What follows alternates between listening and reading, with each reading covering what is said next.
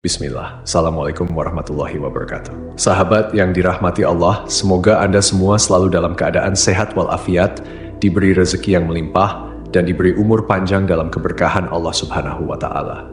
Tidur adalah aktivitas yang dilakukan oleh setiap manusia setiap hari. Secara fisiologis, tidur merupakan keadaan di mana manusia kehilangan kesadaran sementara. Dalam Islam, tidur sering dianggap sebagai bentuk kematian kecil, di mana roh manusia diatur oleh Allah Subhanahu wa Ta'ala. Namun, pernahkah terlintas di benak kita, kemana roh kita pergi saat tidur? Apakah roh benar-benar meninggalkan tubuh seperti yang digambarkan dalam film-film? Dalam pembahasan kali ini, kita akan melihatnya dari dua sisi, pandangan medis dan pandangan Islam. Namun sebelum melanjutkan, jangan lupa untuk mendukung channel ini dengan klik subscribe, like, dan lonceng notifikasi, agar kita terus bisa menyebarkan syiar Islam. Pengertian tidur menurut medis. Tidur adalah proses istirahat alami yang sangat penting bagi tubuh, jiwa, dan pikiran manusia. Kata tidur berasal dari bahasa Latin somnos, yang berarti periode pemulihan alami tubuh. Para ahli medis mendefinisikan tidur sebagai keadaan hilangnya kesadaran secara periodik, tetapi tetap bisa dipulihkan. Momen ketika fungsi tubuh bekerja secara minimal untuk memulihkan energi. Menurut penelitian, tidur dikendalikan oleh sistem hormonal dan irama sirkadian, yaitu ritme biologis harian yang dipengaruhi oleh suhu tubuh, cahaya, dan rutinitas. Dua fase utama tidur. Slow wave, fase tidur lelap, di mana otak beristirahat tetapi tetap aktif pada level rendah. Fase tidur ketika seseorang biasanya bermimpi. Meski ilmiah, beberapa fenomena seperti astral projection atau pengalaman keluar tubuh saat tidur sering dianggap sebagai bentuk halusinasi akibat gangguan komunikasi di otak. Pandangan Islam tentang roh saat tidur. Islam memberikan makna spiritual yang mendalam tentang tidur. Dalam surah Az-Zumar, ayat 42, Allah Subhanahu wa Ta'ala berfirman, Allah memegang jiwa, roh seseorang pada saat kematiannya, dan memegang jiwa seseorang yang belum mati di waktu tidurnya.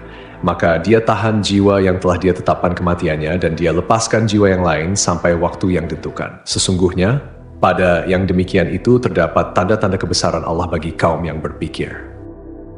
Ayat ini menegaskan bahwa roh manusia pergi saat tidur, tetapi tidak sepenuhnya meninggalkan tubuh seperti gambaran fisik yang sering kita bayangkan. Allah memegang kendali penuh atas roh, dan hanya Dia yang menentukan apakah seseorang kembali bangun atau tetap dalam keadaan wafat. Tafsir para ulama, Ibnu Katsir menjelaskan bahwa roh manusia saat tidur seperti dipinjam oleh Allah Subhanahu wa Ta'ala dan akan dikembalikan kepada tubuh ketika waktu tidurnya usai.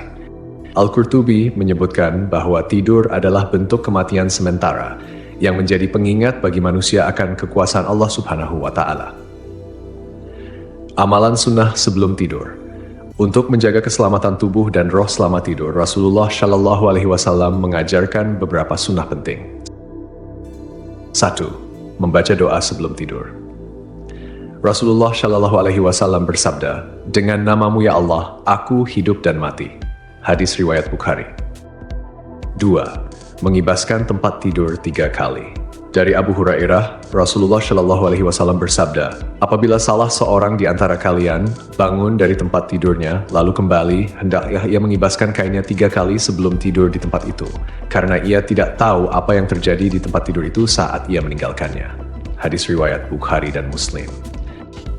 3. Tidur dalam keadaan suci.